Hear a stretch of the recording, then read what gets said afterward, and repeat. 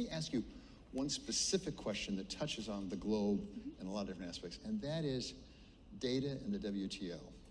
You changed a policy this fall, I think 30 years plus policy, favoring when it comes to data flow across borders as well as location. You changed the policy, said you were saying, why did you do that? Okay, let me take 2 steps back and just engage with the way you set up the conversation, because I think it's so important to reinforce this.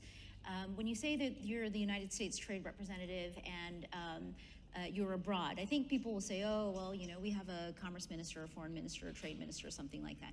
When you say you're the U.S. Trade Representative here at home, and I try to do as much domestic travel as I do foreign travel, you often just get blank looks. Like, what is the U.S. Trade Representative? And I think that that's such an important part of the conversation, because to your point, we sit at the intersection of some very, very powerful forces. One of them is that we are absolutely a part of the foreign policy team. You're right. You have to do trade with others, other countries, other economies. So we're part of the foreign policy tool set.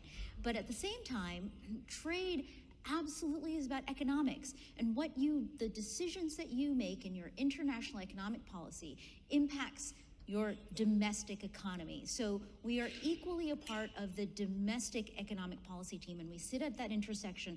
And it's an uncomfortable intersection because these two forces are often pulling you in different directions, if not always opposite directions.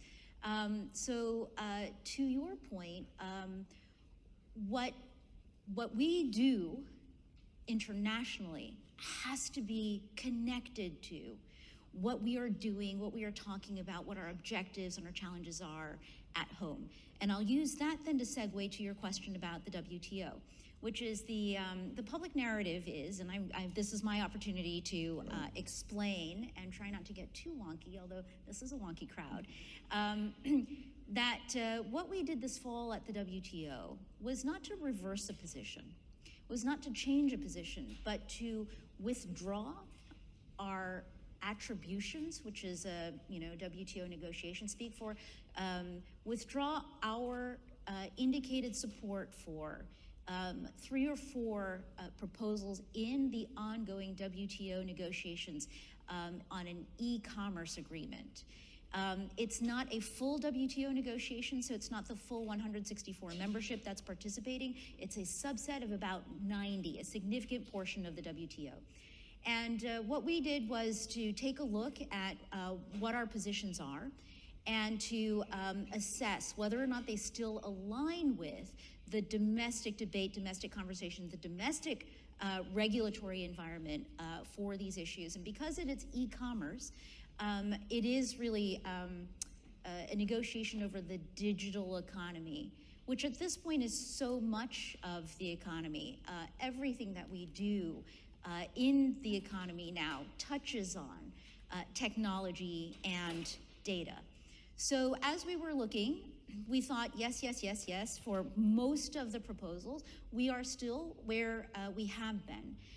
And a couple of those proposals, ones that deal really specifically with data flows, data storage, data localization, we call it, and also on source code. And these 3 areas, what I saw was that the debate that we are having here at home, the conversation around technology and technological advancement and data and the regulation of the digital economy has shifted significantly since we put those proposals forward in 2019. And as a result, we needed to withdraw our attributions to create the space for us to come up with new positions and a new orientation for engaging with the other 90 countries that are negotiating this.